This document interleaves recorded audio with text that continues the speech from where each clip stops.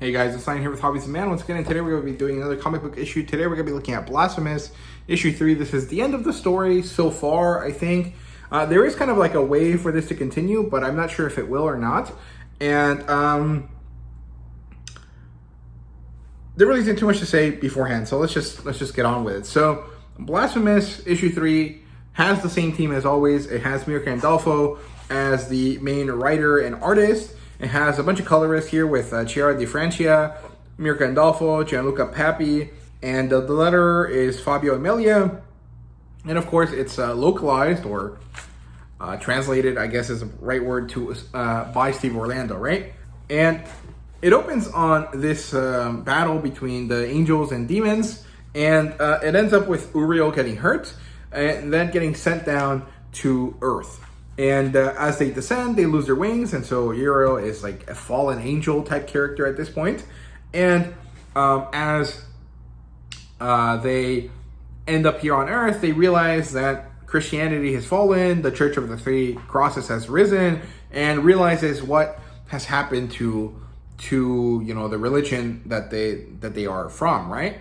And so they create a way to infiltrate this organization in order to put themselves next to Clelia, in order to kill her and get rid of her, right? And that's kind of the first major set of scenes here. Then we get to see that Isa is winning this exchange between the angels, or Uriel, versus the devils here, and they're doing some miracles, gaining some notoriety and worship. And this is, of course, useful because it's creating ecstasy in this god heart that they have, right? And we also notice that not everyone likes her that much. We get to see these people that are like throwing tomatoes at her, which is pretty funny. This eclipse happens, and this signifies something meaningful.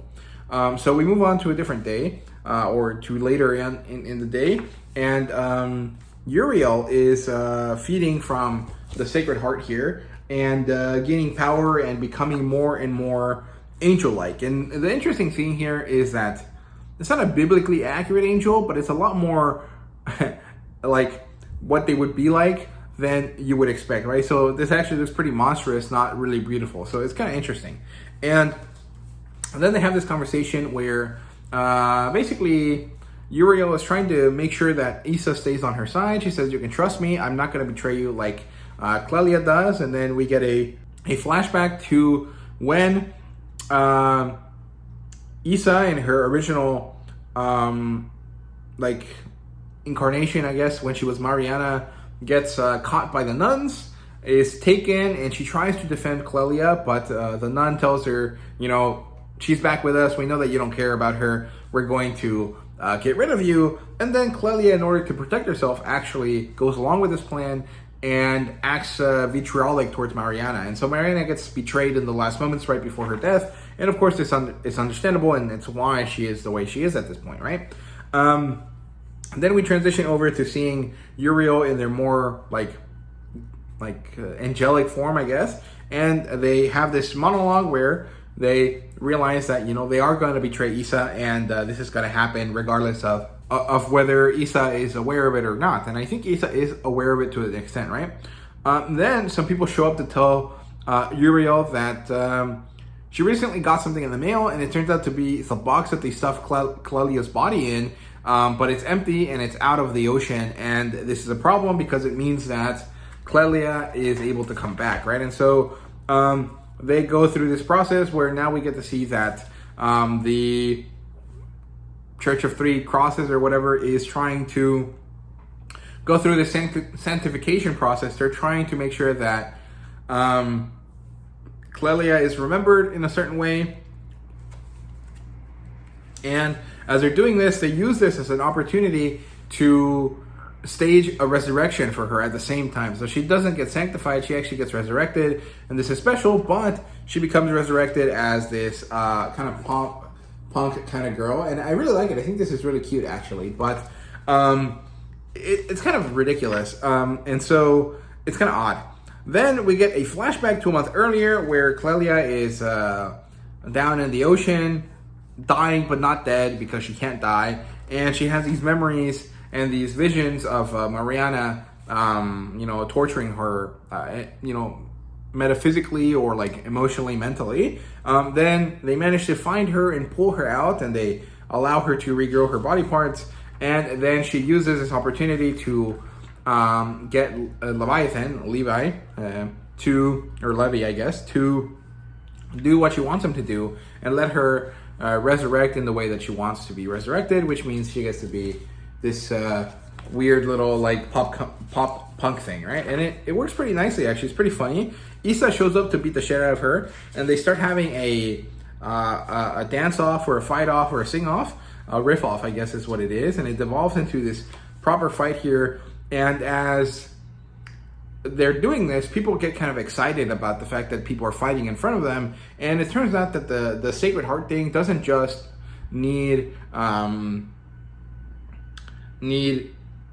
worship. It can also work on other more negative emotions, and as it's growing and getting more powerful, Uriel shows up and steals it, consumes it, and then becomes God, basically. So they take away Isa's opportunity to ascend to being God and take it on themselves, and they become this thing, and it's really, really cool. Although at this point I'm thinking this is like Ava, and it's pretty funny. It's kind of interesting. I like it, but it's kind of odd, and I was not expecting, Evangelion characters to show up here. So yeah, Lilith decides to fight her because Lilith is the strongest demon character at this point, and we get another little flashback here where we get to see why Clelia decided to betray Mariana, and it was just basically to save her life, right? So yeah, she wakes up, she realizes what she did, and she decides to apologize to Isa here, to Mariana, and this helps them come to an understanding. They're not friends anymore, I guess, but they're not like they don't hate each other anymore, which is great.